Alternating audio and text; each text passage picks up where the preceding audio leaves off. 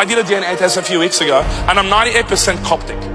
So we were the initial pagans that when Mark came became Christian, and the whole of Egypt became Christian. In 600, Islam took over Egypt by the force. Egypt tried to negotiate with him by giving him a sex slave. Her name was Māriyya, and then Muhammad took it, slept with her, and married her as usual. Religion of peace. There is a difference between a sex slave and a concubine. If you don't know what are concubines, they are women who were taken as captives during war and then were later freed and then became a part of the household.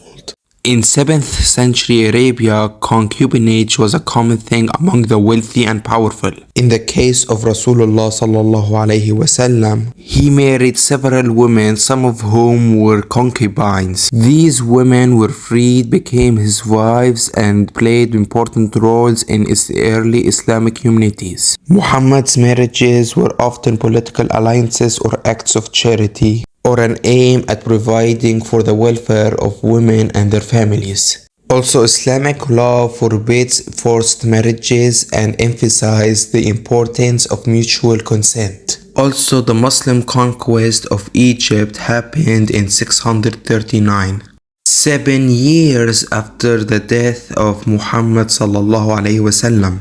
So no, Muhammad did not take Egypt as you said.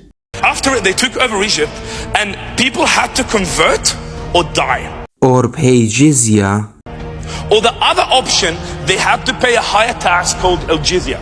لا يا حبيبي, the jizya wasn't a high tax as you say. The jizya tax was considered as a fee that non-Muslims pay, and in addition, you are provided protection by the Muslim ruler, exempt from military service, and the permission to practice your non-Muslim faith. And you are complaining about what? A couple of dirhams grow up. So my family had to escape to the bottom until Egypt became more moderate and we came up. And when Islam took over Egypt, the first thing they did was they burnt the library of Alexandria. Muslims burning the library of Alexandria?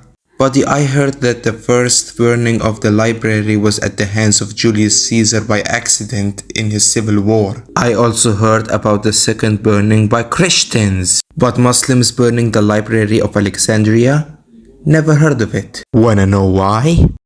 Because that information only suddenly appeared centuries after the conquest. In 642, the Arab general Amr bin al-As conquered Egypt and occupied Alexandria. The events of the early Arab conquest were recorded by historians from several sites, including Arabs, Copts, and Byzantines. For more than 5 centuries after the conquest, there was no mention of and not a single reference to any accident related to an Alexandrian library under the Arabs. Suddenly, early in the 30th century, appears an account reported by Ibn al-Qifti and other Arab authors describing how Amr had burned the books of the ancient library of Alexandria. The story has a fictitious flavor and has repeatedly been criticized, notably by the 18th century British historian Edward Gibbon.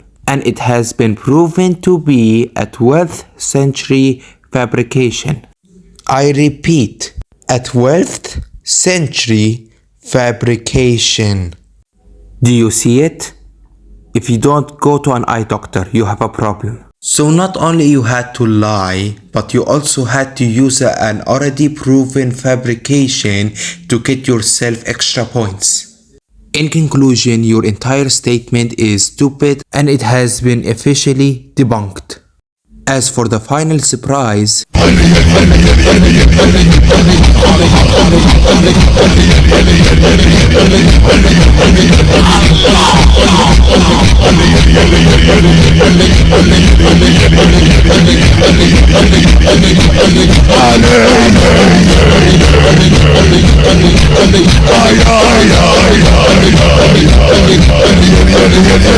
عليكم